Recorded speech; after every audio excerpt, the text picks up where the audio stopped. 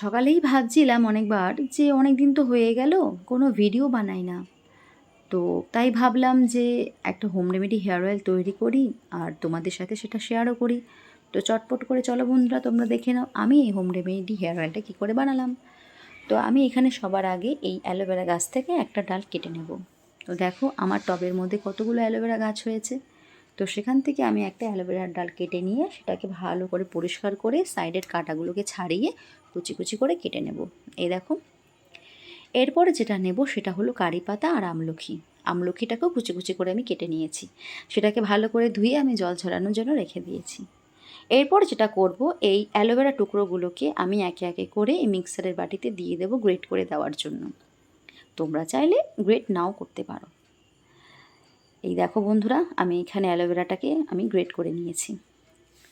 এরপরে যেটা নেব সেটা হচ্ছে নারিকেল তেল। নারিকেল তেল কিন্তু আমাদের চুলের জন্য খুবই উপকার। তারপরে যেটা নেব সেটা হলো কালো কড়াই।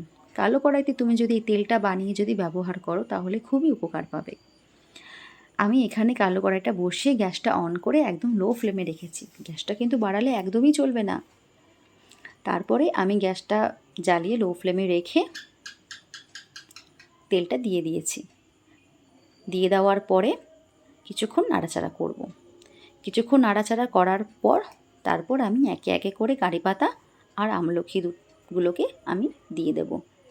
দিয়ে দেওয়ার পরে কিছুক্ষণ ওটাকে আমি ফ্রাই করব।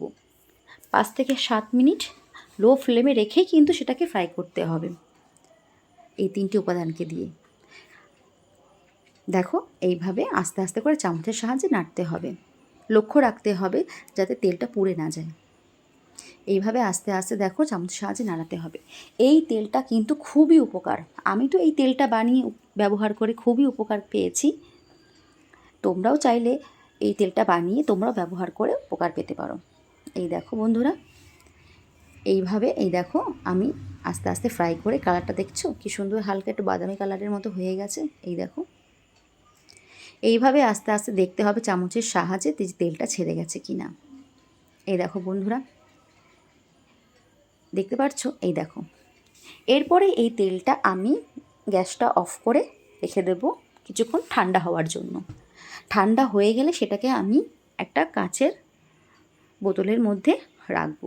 রেখে 1 সপ্তাহ বলতে গেলে না হলে কমসে কম 5-6 দিন সেটাকে রোদে রেখে যদি তোমরা ব্যবহার করো তাহলে খুবই উপকার পাবে। ঠিক আছে বন্ধুরা, আজ তাহলে এই পর্যন্ত।